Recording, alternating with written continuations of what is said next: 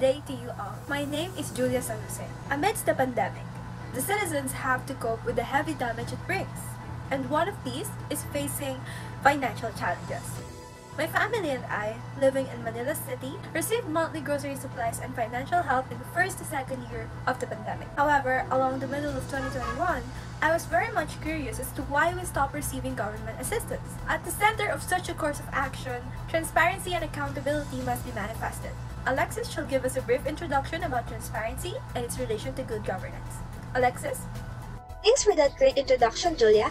I'm Alex Ramos, here to discuss with you the significance of transparency in obtaining good governance. According to the United Nations Economic and Social Commission for Asia and the Pacific, good governance is characterized by 8 principles, and one of these is transparency. It is the principle of allowing those affected by the administrative decisions to know about the resulting facts and figures. Now that we know about the basics, we move on to the actual issue at hand, which is the lack of transparency. Janine and Jehielle, would you like to expound more on this?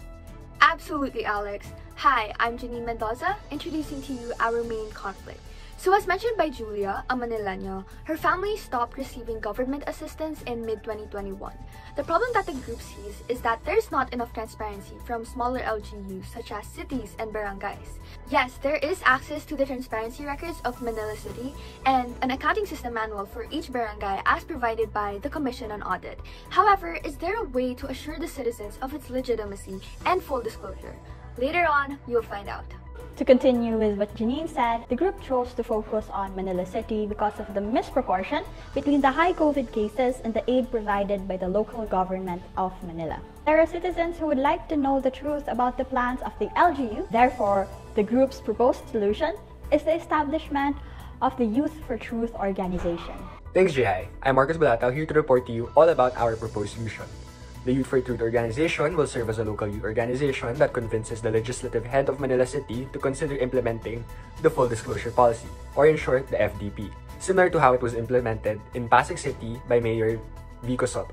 Now, according to the DILG, this policy promotes the honest, transparent, and orderly utilization of public funds. The FDP will also strive to minimize the corruption and misuse of public funds. Aside from that, the organization may be able to encourage the youth to participate in the service of developing a trustworthy and transparent community.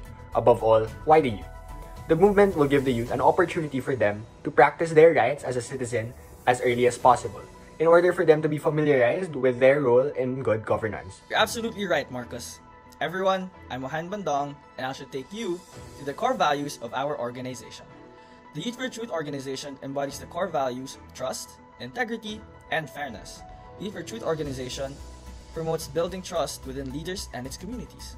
We also uphold integrity by promoting adequate, responsible, careful, and professional exercises in order to produce good habits that will mold sustainable leaders. And lastly, fairness.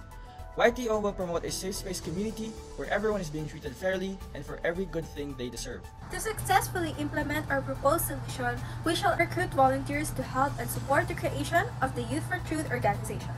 We will also form partnerships with other credible organizations to assist us in establishing an effective youth-led organization. Drafting the appeal on the full disclosure policy's implementation will then be followed by our submission of the said appeal as soon as possible. If they disapprove, we will file a petition to the Vice Mayor to review our proposal and do everything we can in our power to push through the plan. However, if it is granted, we will then proceed to promote and raise awareness to the beneficiaries about the Youth for Truth's approved initiative because we believe that knowledge is the first step in making change. It's the small steps like this that will help us make a huge difference for our nation and for the people. Every action counts. Seeking for a more constant transparency on a smaller scale is a stepping stone. So with the help of other organizations, we, the Youth for Truth, will be able to achieve our goals accordingly. With all these said, let us remind ourselves that as Filipinos, it is our duty to uphold the truth. If others cannot do it, choose to be different. Choose to speak the truth. Again, I am Jehielle. I'm Alecxis Ramos. I am Julia San Jose. I am Markkus. I am Mohaimen, BANDONG. And I am Janine MENDOZA. And once again, we are the Youth for Truth.